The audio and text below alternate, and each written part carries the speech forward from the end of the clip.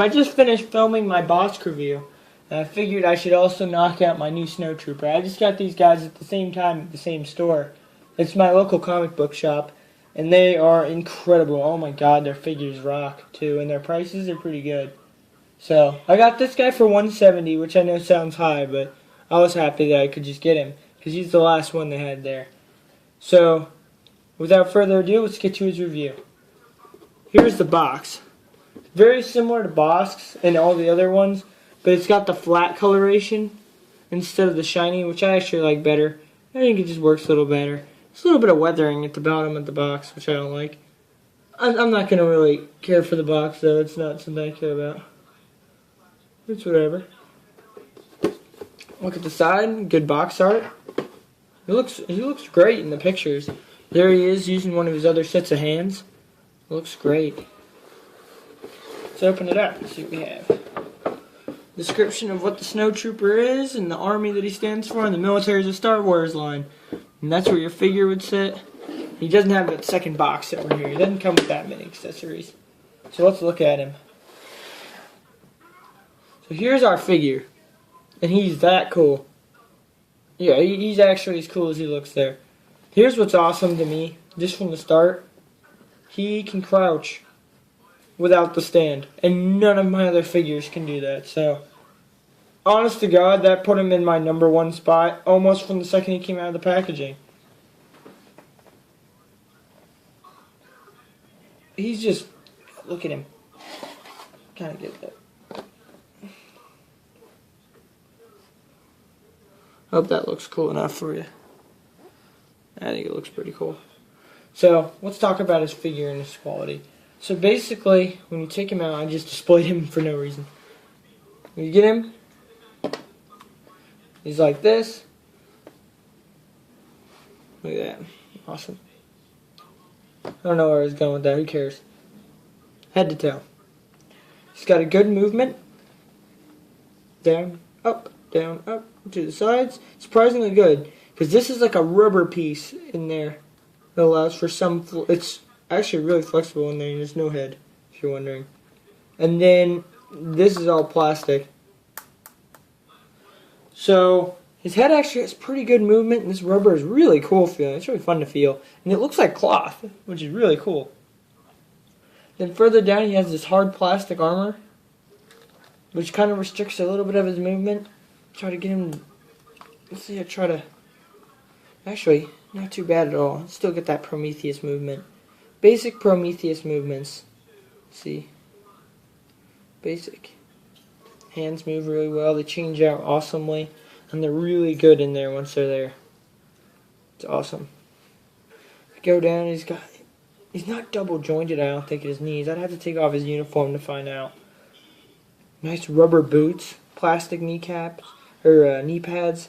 Then he's got these rubber boots. Look, everything's moving.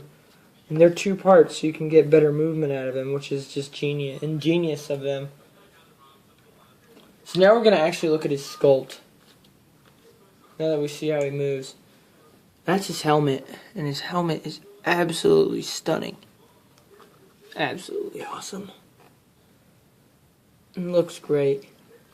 Then further down we got his plastic armor, which all looks great, nice, solid, doesn't feel like it's breaking. You could play with this guy. I don't suggest it. But you could play with him all day long with your G.I. Joes. So if you have a cool parent who bought you a $180 G.I. Joe, then you could play with him if you want. Shoulder pads, same material, same for his knee pads. And his forearm armor, I guess. So we're looking at that. This is all cloth in between this. It's like a microfiber. It feels great. It's really cool to touch. This is a different material on the pouches. The pouches don't move or open. There's some kind of cardboard in there, so we can't really open them or anything. Microfiber, and this is kind of like a woolly feeling.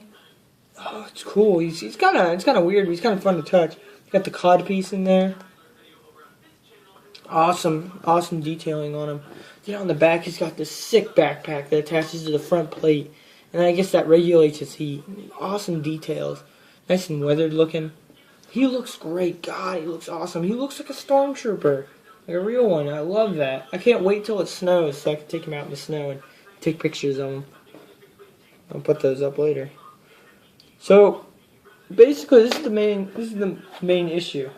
These are a little light on details. And I know they came out with that DX blaster, the web blaster or whatever. I don't remember what it's called. But yeah, let me go grab all of his stuff. I apologize for this.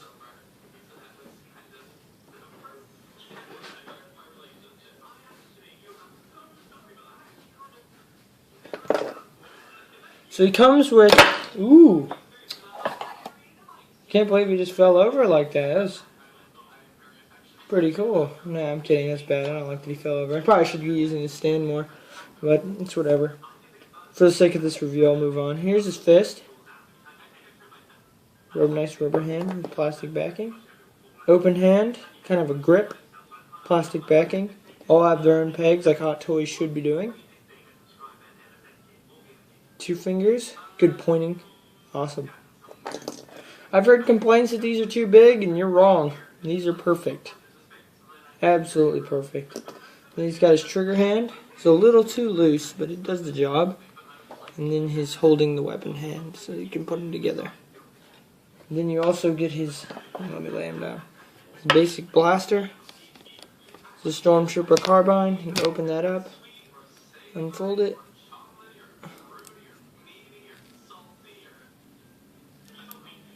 God, this is a pain. I'll just look at that like that. That's the full rifle, carbine kind of thing.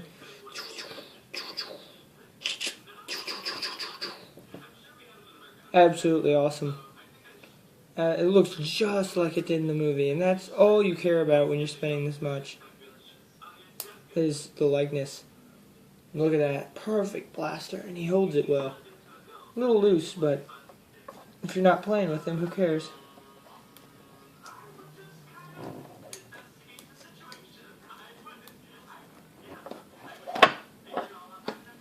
He let go of it on accident, but there he is holding it. So, other things he comes with is the basic stand. But, as you notice, there's something white on it. A rubber piece of snow for his base. It's awesome. This figure is absolutely incredible. It looks just like the Snow Trooper. Look at that. He's awesome. He's so cool. Look how I was mentioning with the E-Web blaster. That's crap if they consider that an accessory. Because that's not. We didn't get it.